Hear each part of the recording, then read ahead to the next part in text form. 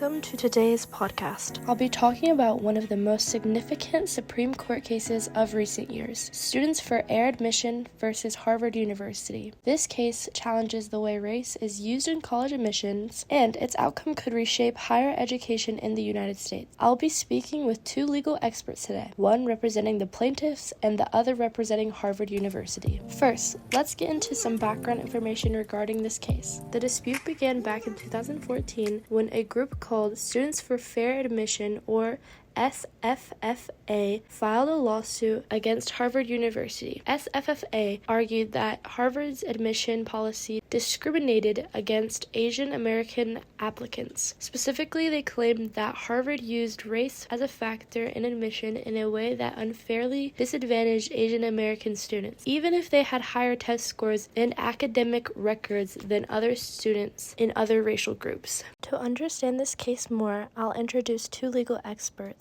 Attorney A, aka Adam Mortera, who represents Students for Fair Admission. And then we'll hear from Seth P. Waxman, aka Plaintiff B, who defends Harvard's policies. Welcome, Adam Mortera. Can you briefly explain to our listeners what SFFA's main argument was against Harvard's admission process?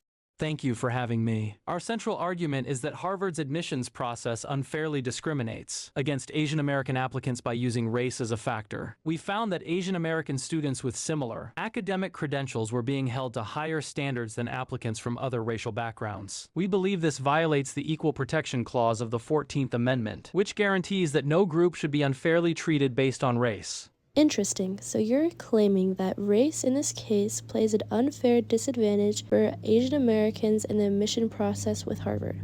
Exactly. What we see here is a system that discriminates against Asian Americans under the guise of promoting diversity. If Harvard's goal is truly to create a diverse student body, they should consider other factors, such as socioeconomic status or geographic location instead of racial preferences. Thank you, Adam Mortara, for this perspective. Let's move on to Seth P. Waxman, who is defending Harvard. Thank you for having me. Harvard's admissions process is designed to create a holistic review of each applicant, considering many factors beyond just test scores and grades. Diversity is a compelling interest, and Harvard believes that race is one of several important factors in achieving that diversity. We believe that a diverse student body enriches the educational experience for everyone. We understand that there are concerns, but Harvard has always been committed to ensuring that no group is unfairly treated. Our admissions process does not simply choose students based on race. It considers a wide range of factors, including academic achievement, extracurricular activities, personal essays, and leadership potential. Race is just one factor among many and is never the deciding factor. Thank you, Mr. Waxman, for sharing that perspective. Now, let's turn to the court's decision.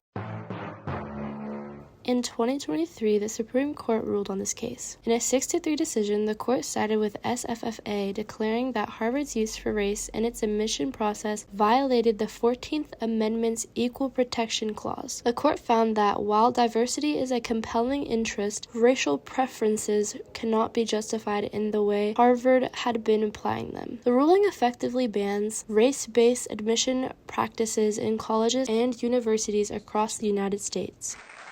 Let's break this down further. The Supreme Court's decision overturned previous cases like Rudder versus Bollinger, which allowed race to be a factor in admissions. So, what does this mean for the future? Can universities still promote diversity without considering race? While the ruling has immediate consequences for universities that have relied on race-based admissions, the long-term impact remains uncertain. Colleges and universities will now need to find new ways to achieve diversity, perhaps by considering factors like socioeconomic status or geographic diversity. In my opinion, while the decision upholds the principles of fairness and equal protection, it also raises significant questions about how diversity can be achieved. Can we ensure that historically underrepresented groups still have access to higher education without considering race? I think this will be one of the major challenges moving forward. That wraps up my podcast about Students for Fair Admission versus Harvard University. We've seen how this case has shaped the debate over affirmative action in America, and its effects will likely be felt for years to come. Thank you for listening.